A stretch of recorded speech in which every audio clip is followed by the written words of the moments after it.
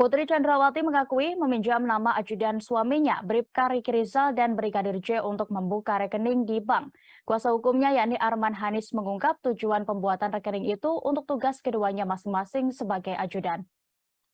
Ia menjelaskan bahwa rekening atas nama Bribka Riki Rizal digunakan untuk keperluan keluarga Ferdi Sambo di Magelang, Jawa Tengah.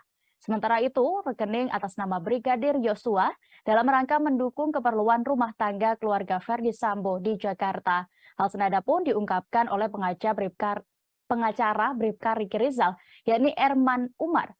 Ia mengatakan uang dalam rekening Bribka RR merupakan milik istri Ferdi Sambo, yakni Putri Chandrawati. Menurut Erman, rekening atas nama Bribka Riki Rizal dibuat Putri sejak tahun 2021. Namun, uang dalam rekening itu tidak pernah digunakan Bribka RR. Sebelumnya, pengacara keluarga Brigadir J. Kamarudin Simanjuntak mengungkap soal dugaan aliran dana dari rekening Brigadir Yosua.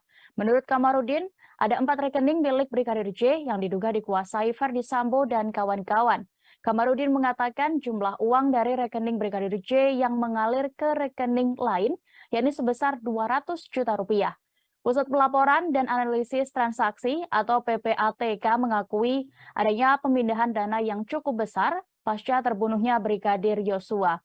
Humas PPATK Natsir Kongah mengonfirmasi soal kejanggalan adanya transaksi keluar dengan angka cukup besar dari rekening Brigadir J setelah peristiwa tersebut. Transaksi keuangan mencurigakan adalah transaksi keuangan yang menyimpang dari profil, karakteristik, ataupun pola transaksi dari pengguna jasa yang bersangkutan.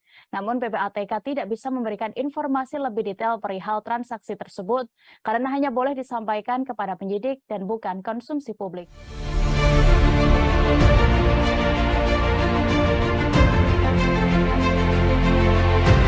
Terima kasih sudah nonton.